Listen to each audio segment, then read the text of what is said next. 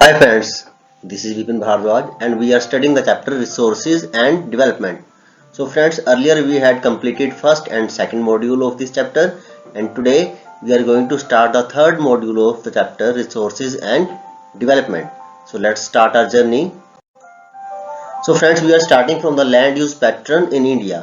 अगर land use pattern in India की बात करते हैं तो हम बात करते हैं उन सब एरियाज की जो फॉरेस्ट एरिया के अंडर कवर करते हैं, जो कल्टीवेबल वेस्टलैंड कितना है, land put to non agriculture uses कितना है, फॉलो लैंड कितना है, करंट फॉलो लैंड कितना है, follow other than current follow land कितना है और नेट सोन एरिया कितना है इंडिया में और किस प्रकार से उसका यूज हो रहा है। जब इसकी बात करते हैं तो हम इसका मतलब हम बात कर रहे हैं land use pattern in India. तो आइए स्टार्ट करते हैं, लैंड यूज पैटर्न के ऊपर कुछ और नजर डालते हैं, चलते हैं आगे अपने सफर पर। फ्रेंड्स, लैंड यूज पैटर्न की बात करें तो इसमें फिजिकल फैक्टर्स फैक्ट करते हैं लैंड यूज पैटर्न को एंड ह्यूमन फैक्टर्स फैक्ट करते हैं।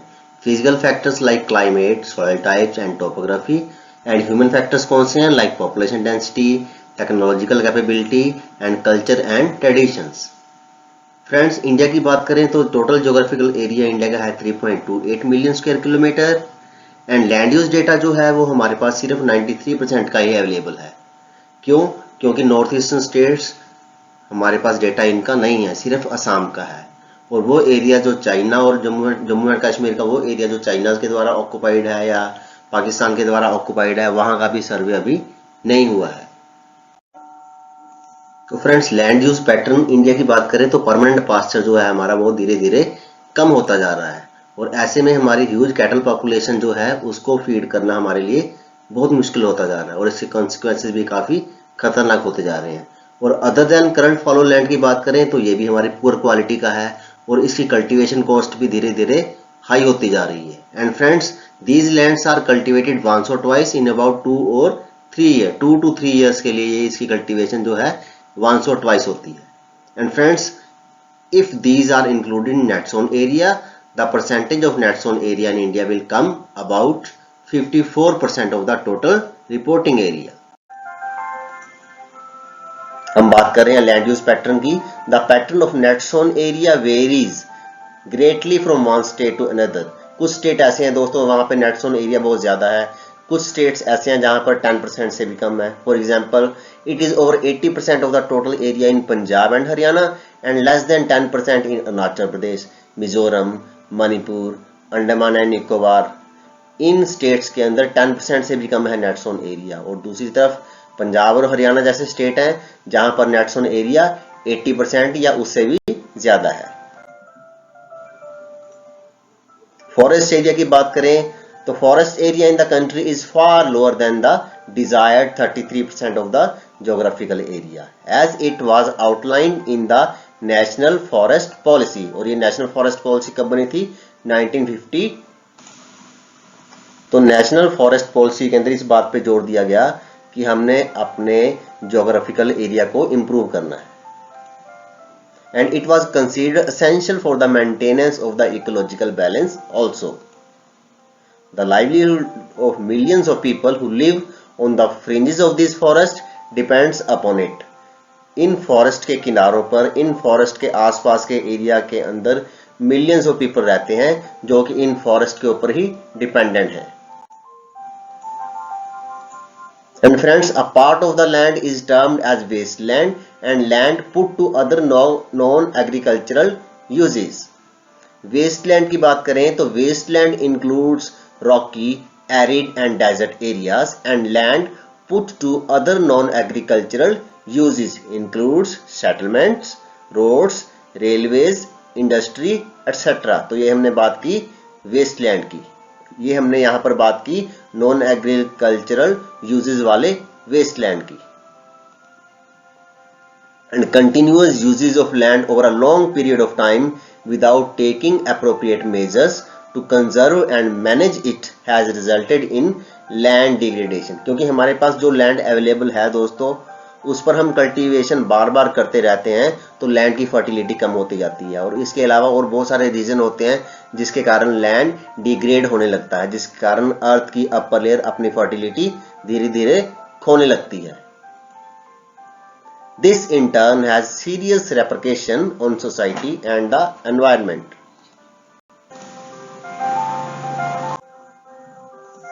तो फ्रेंड्स, लैंड डिग्रेडेशन की बात करें तो हमारा लैंड जो है उसकी अपर लेयर की फर्टिलिटी धीरे धीरे कम हो रही है, अपर एयर की इरोजन हो रही है, अपर लेयर की फर्टिलिटी कम होना, अपर लेयर का इरोजन होना, इसी को बोलते हैं लैंड डिग्रेडेशन। तो अगर हमें अपनी लाइफ को कंफर्टेबली जीना है, अगर हमने अपनी फ्यूचर जनरेशन को सेव करना है, तो हमें अपने लैंड को भी सेव करना होगा। So we have shared our land with past generation and we will have to do so with the future generation too. हमने पास्ट जनरेशन से तो लैंड यूज किया ही है, हमारी पास्ट जनरेशन ने तो लैंड को यूज किया ही है, फ्यूचर जनरेशन ने भी तो इसको यूज करना है। So there is a need to save it. 95% of our basic needs for food, shelter and clothing are obtained from land. So friends, there is a need to conserve our land. There is a need to control land degradation.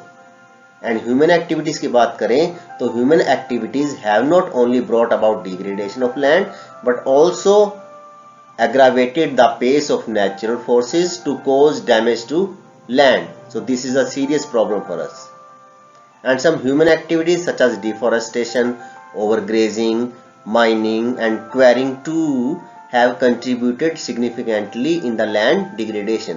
और इसमें सबसे serious problem है वो है deforestation, which is human made mistake, overgrazing which is promoted by human, mining and quarrying अपने लालच को पूरा करने के लिए। हमने अर्लियर बात की थी ना, there is enough for everybody's need but not enough for everybody's greed. And friends, mining sites की बात करें तो mining sites are abandoned after excavation work is complete, leaving deep scars and traces of overburdening. तो ये बहुत बड़ा चिंता का विषय है हमारे लिए। सो फ्रेंड, लैंड डिग्रेडेशन की बात करें in some states like Jharkhand, Chhattisgarh, Madhya Pradesh and Orissa, deforestation due to mining have caused severe land degradation. तो कई बार 1 मार्क्स के लिए क्वेश्चन आ जाता है कि what is the reasons of deforestation in Orissa, Chhattisgarh, Madhya Pradesh and Jharkhand. तो हम कहेंगे माइनिंग, हम कहेंगे deforestation due to mining have caused severe land degradation, क्योंकि क्वेश्चन आ जाता है what are the reason for land degradation in these states. और गुजरात, राजस्थान, मध्य प्रदेश की बात करें तो in states like Gujarat, Rajasthan, Madhya Pradesh and Maharashtra, overgrazing is one of the main reason for land degradation. अब यहाँ पर 1 मार्क्स का क्वेश्चन बनता है what is the main reason for land degradation in Rajasthan, Madhya Pradesh, Maharashtra and Gujarat. तो हमारा आंसर होगा ओवरग्रेजिंग। एंड अगर पंजाब, हरियाणा, वेस्टर्न उत्तर प्रदेश की बात करें तो in the states of Punjab, Haryana, western Uttar Pradesh, over irrigation is responsible for land degradation due to water logging leading to increase in salinity and alkalinity in the soil. So here also 1 marks question बनता है, keep that thing in your mind. The mineral processing like grinding of limestone for cement industry and calcite and soapstone for ceramic industry generate huge quantity of dust in the atmosphere and it retards the process of infiltration of water into soil after it settles down on the land. क्योंकि जब land के ऊपर इसकी layer जम जाती है तो water के मॉइस्चर को जमीन के नीचे ये जाना अलाउ नहीं करता। And friends, in recent years industrial effluents as waste have become a major source of land and water pollution in many parts of the country. क्या लिखा गया है यहाँ पे कि जो इंडस्ट्रियल एफ्लुएंट्स हैं, जो इंडस्ट्रियल वेस्ट है, वो हमारे लिए बहुत बड़ी प्रॉब्लम जो है बनती जा रही है। ये सिर्फ लैंड को ही पोल्यूट नहीं कर रही दोस्तों, वाटर पोल्यूशन के लिए भी ये बहुत बड़ा रीजन बन गई है, बहुत बड़ा कॉज बन गई है। एंड फ्रेंड्स, वो कौन से मेजर्स हैं, वो कौन से तरीके हैं जिनसे हम लैंड डिग्रेडेशन को कंट्रोल कर सकते हैं। तो पहला तरीका है अफॉरेस्टेशन, जो कि बहुत इंपॉर्टेंट है।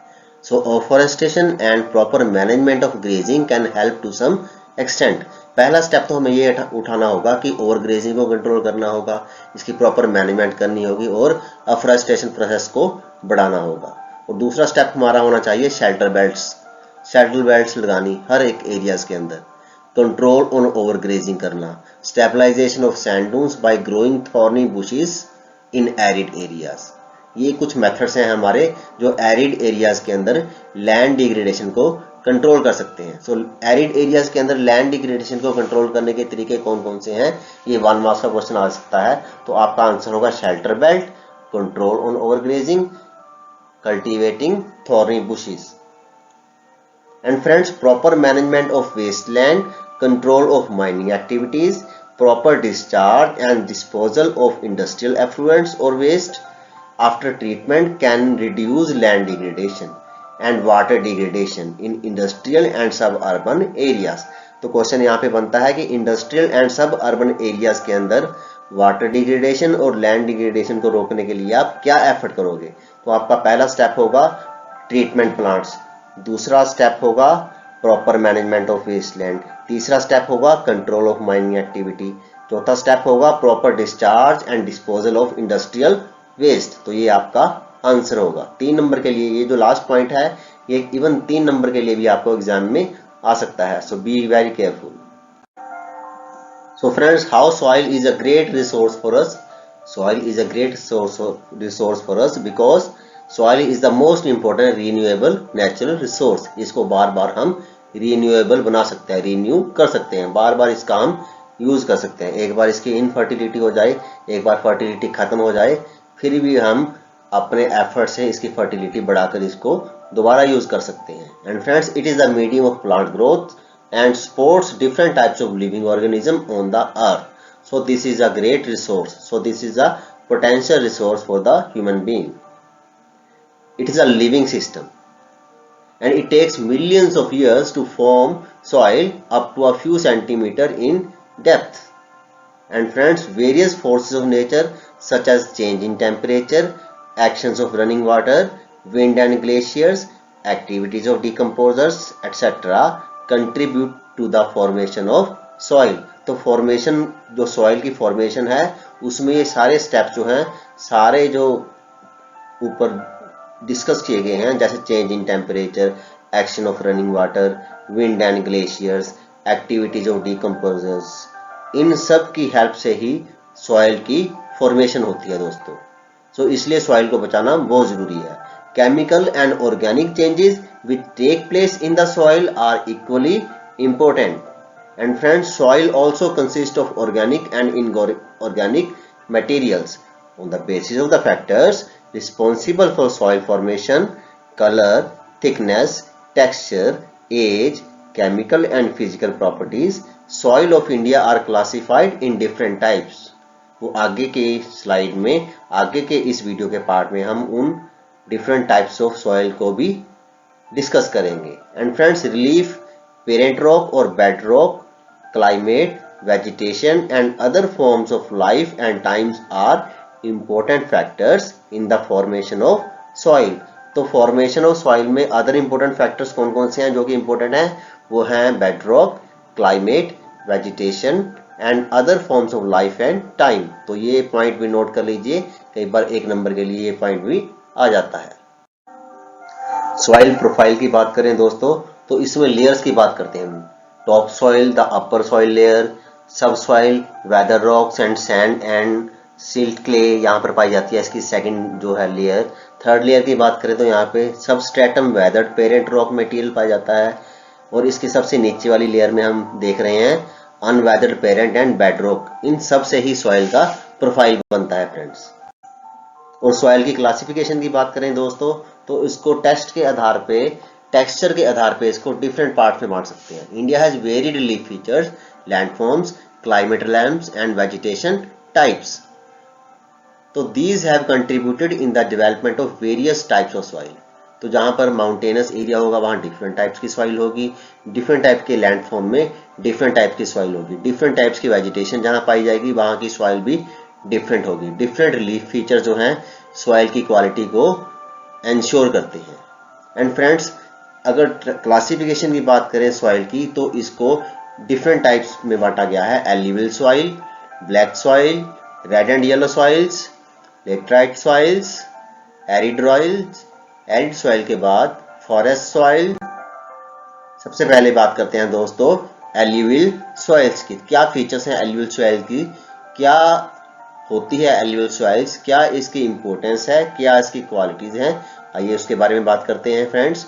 This is the most widely spread and important soil. सबसे इंपॉर्टेंट सॉइल कौन सी है, एल्यूवियल सॉइल, क्योंकि ये सबसे ज्यादा फर्टाइल होती है और कहाँ पाई जाती है, नॉर्दर्न प्लेन्स में। और friends these have been deposited by 3 important Himalayan river system, big river system, big word को याद रखना आपने, B for Brahmaputra, I for Indus and G for Ganga. तो 3 रिवर से बना हुआ है ये northern plains, B for Brahmaputra, I for Indus and G for Ganga. और ये सारे नॉर्दर्न प्लेन्स जो हैं यहाँ पर एल्यूवियल सॉइल्स पाई जाती है। These soils also extend in Rajasthan and Gujarat through a narrow corridor. और सिर्फ नॉर्दर्न प्लेन में ही नहीं, राजस्थान का भी एक नैरो सा कॉरिडोर है, गुजरात का एक नैरो सा एरिया है जहां पर एल्यूवियल सॉइल पाई जाती है।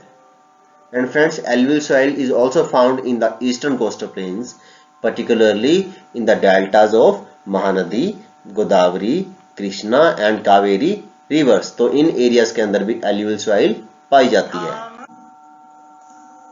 सो फ्रेंड्स एल्यूवियल सॉइल्स के फीचर्स एंड क्वालिटीज की बात कर रहे हैं हम। It consist of various proportions of sand, silt and clay. And friends as we move inland towards the river valleys, soil particles appear somewhat bigger in size. In the upper reaches of river valley, that is near the place of the break of slope, the soil are coarse. यहाँ पर soils जो पाई जाती हैं इस area में वो इतनी अच्छी क्वालिटी की नहीं है, कोर्स क्वालिटी की है। Such soils are more common in pavement plains such as Dwars, Toes and Tarai area. And friends, apart from the size of their grains or components, soil are also described on the basis of their age. यहाँ पे हम texture की बात कर रहे थे, लेकिन soil को इनकी एज के आधार पे भी, कितनी पुरानी है उसके आधार पे भी उसको डिफरेंट पार्ट्स में बांटा जा सकता है। According to the age, alluvial soil can be classified as old alluvial soil and new alluvial soil. Old alluvial soil को दोस्तों बोलेंगे बांगर soil और new alluvial soil को बोलेंगे खादर soil. बांगर soil की बात करें तो बांगर soil has a higher concentration of कंकर nodules than the खादर. तो बांगर के अंदर जो कंकर नोड्यूल्स हैं उनकी कंसेंट्रेशन हाई होती है, लेकिन खादर में ये कम होते हैं। It has more fine particles and is more fertile than the Bangar. Alluvial soil as a whole are very fertile. Mostly, these soils contains adequate proportion of potash, phosphoric acid and lime, which are ideal for the growth of sugarcane, paddy, wheat and other cereal and pulse crop. तो यहाँ पर दो question बनते हैं, एक तो what is the difference between भांगर and खादर, और दूसरा क्वेश्चन यहाँ पे आपके इस लास्ट वाले पॉइंट में से बनता है कि किस सॉइल के अंदर potash, phosphoric acid and lime जो है वो एडिक्वेट प्रोपोर्शन में होते हैं। तो आपका आंसर होगा yes, you are right. Due to its high fertility, regions of alluvial soils are intensively cultivated and densely populated. क्योंकि यहाँ पर जो है फर्टिलिटी बहुत ज्यादा हाई है सॉइल की, इसलिए यहाँ पर इंटेंसिवली कल्टिवेटेड लैंड को किया जाता है और यहाँ पर पॉपुलेशन भी बहुत ज्यादा होती है। And friends, soil in the drier areas are more alkaline and can be productive after proper treatment and irrigation. तो जहां पर सॉइल जो है फर्टाइल नहीं है वहां पर हम एंश्योर इरिगेशन करते हैं, वहां पर हम प्रॉपर ट्रीटमेंट करते हैं ताकि सॉइल को मोर फर्टाइल बनाया जा सके। चलिए फ्रेंड्स, अब बात करते हैं ब्लैक सॉइल की, जो कि ब्लैक इन कलर होती है। इसको रेगुलर सॉइल भी बोलते हैं, इसीलिए दोस्तों इसको ब्लैक कॉटन सॉइल भी बोलते हैं, क्योंकि इसके अंदर कॉटन भी बहुत अच्छी क्वालिटी में होती है। इसमें कॉटन जो है बहुत सूटेबल होती है, इसको में ब्लैक सॉइल में कॉटन की सूटेबिलिटी बढ़ जाती है ग्रो करने की, इसीलिए इसको ब्लैक कॉटन सॉइल भी बोलते हैं। एंड फ्रेंड्स, क्लाइमेटिक कंडीशंस की बात करें तो climatic conditions along with the parent rock materials are the important factors for the formation of black soil. This type of soil is typical of the Deccan Salt region spread over northwest Deccan Plateau and is made up of the lava flows. ये लावा निकलता है जो धरती से, उससे बनती है soil, इसीलिए इसका कलर जो है ब्लैक होता है। And friends, they cover the plateaus of Maharashtra, Saurashtra, Malwa Madhya Pradesh and Chhattisgarh, and extend in the south-east direction along the Godavari and Krishna valleys. तो ये वो एरियाज हैं जहां पर ब्लैक सॉइल पाई जाती है। ब्लैक सॉइल की बात करें दोस्तों, तो it is made up of extremely fine, that is clayey material, well known for the capacity of hold moisture. तो क्वेश्चन आ जाता है कि वो कौन सी सॉइल है जो कि अपने वेल नोन कैपेसिटी के लिए जानी जाती है मॉइस्चर को होल्ड करने के लिए, तो वो होगी ब्लैक सॉइल। ये मॉइस्चर को कंट्रोल करके रखती है, अपने में एब्जॉर्ब करके रखती है मॉइस्चर को काफी देर तक। Rich in soil nutrients such as calcium carbonate, magnesium, potash and lime. तो ये भी एक नंबर के लिए क्वेश्चन आ जाता है, वो कौन सी सॉइल है which is rich in soil nutrients such as calcium carbonate, magnesium, potash and lime। तो आपका आंसर होगा black soil. Black soil is generally poor in phosphoric contents. ये भी एक नंबर के लिए क्वेश्चन आ जाता है, which type of soil is poor generally in phosphoric contents। तो आपका आंसर होगा black soil. They develop deep cracks during hot weather which helps in the proper aeration of the soil। तो ये ब्लैक सॉइल की एक खासियत है।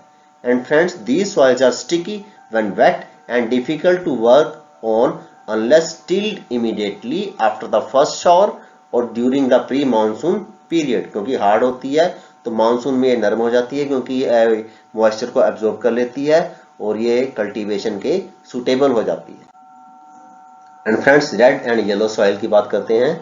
Red soil develops on crystalline igneous rock in areas of low rainfall in the eastern and southern parts of the Deccan Plateau। And red and yellow soil की बात करें तो they are also found in the parts of Odisha, Chhattisgarh, southern parts of the Middle Ganga Plain and along the Piedmont zone of Western Ghats। They develop a reddish color due to diffusion of iron in crystalline and metamorphic rocks। तो यहाँ question बनता है why they are reddish in color। तो आपका answer होगा due to diffusion of iron in crystalline and metamorphic rocks and they looks yellow when occurs in a hydrated form। अब laterite soil की बात करते हैं। Laterite soil has been derived from the Latin word later which means brick। The laterite soil develops under tropical and subtropical climate with alternate wet and dry season। And the soil is result of intense leaching due to heavy rain। ये इसका result है, इसके result के कारण ही laterite soil जो है form होती है। And friends, laterite soils are mostly deep to very deep, acidic, generally deficient in plant nutrients and occur mostly in southern states.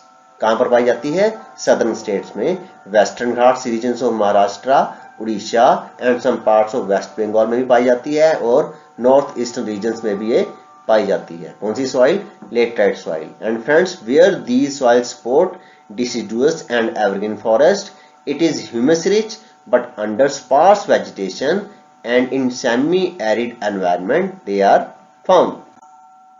लेटेड soil की बात करें तो ये जनरली ह्यूमस पुअर होती हैं। They are prone to erosion and degradation due to their position on the landscape। And friends, after adopting appropriate soil conservation methods or techniques, particularly in the hilly areas, Karnataka, Kerala and Tamil Nadu, and friends, the soil is very useful for growing tea and coffee। किस soil की बात कर रहे हैं? Laterite soil की। इसमें कौन कौन सी फसलें हो सकती हैं, कौन कौन सी क्रॉप यूजफुल होती हैं? Tea and coffee. And friends, red laterite soil की बात करें तो it is found in Tamil Nadu, Andhra Pradesh, Kerala, because they are suitable for crops like cashew nut. So red laterite soil की बात करें तो red laterite soil in Tamil Nadu, Andhra Pradesh and Kerala are more suitable for crops like cashew nuts. Arid soil की बात करें, arid बोले तो dry, सूखा। Arid soil range from red to brown in color। They are generally sandy in texture and saline in nature। And friends, arid soil की बात करें, in some area the salt content is very high and common salt is obtained by evaporating the water। Due to dry climate, high temperature, evaporation is faster and the soil lakhs humus and moisture, क्योंकि सारा moisture उड़ जाता है temperature के कारण, climate के कारण सारा मॉइस्चर उड़ जाता है और ह्यूमस बहुत कम होती है, इसलिए सॉइल जो है ड्राई हो जाती है। And friends, the lower horizons of the soil are occupied by kankar because of the increasing calcium content downwards. जैसे जैसे इस सॉइल में हम नीचे जाते हैं कैल्शियम की क्वांटिटी जो है वो बढ़ती जाती है, कंकर की क्वांटिटी जो है बढ़ती जाती है। एंड फ्रेंड्स, द कंकर layer formation in the bottom Horizons restrict the infiltration of water, ये वाटर को इन्फिल्ट्रेट नहीं होने देती, वाटर को एब्जॉर्ब नहीं होने देती। After proper irrigation these soils become cultivable as has been in case of the western Rajasthan, क्योंकि ये सॉइल बहुत ड्राई होती हैं इसलिए हमें इस पे कल्टीवेशन के लिए एंश्योर इरिगेशन की जरूरत होती है। एंड फ्रेंड्स, फॉरेस्ट सॉइल की बात करें तो ये कहाँ पाई जाती है? माउंटेनस एरिया में, और माउंटेनस एरिया में भी ये वेरी करती है, डिफरेंट टाइप्स ऑफ रीजन के अंदर ये डिफरेंट टाइप्स की होती है, इसका टेक्सचर डिफरेंट होता है। And they are loamy and silty in valley side and coarse grain in the upper slopes, तो अपर स्लोप्स में इसकी क्वालिटी अच्छी नहीं होती। In the snow covered areas of Himalayas की बात करें तो these soils experience denudation and are acidic in nature with low humus content. And friends, the soil found in the lower parts of the valley particularly on the river terraces and alluvial plains are fertile, तो यहाँ पर जो soil है that will be fertile। तो friends, सबसे पहले बात करते हैं सॉइल इरोजन की। जो सॉइल कवर है, जो अपर लेयर है सॉइल की, उसका वॉश डाउन होना या उसका रिमूव होना, इसी को बोलते हैं सॉइल इरोजन।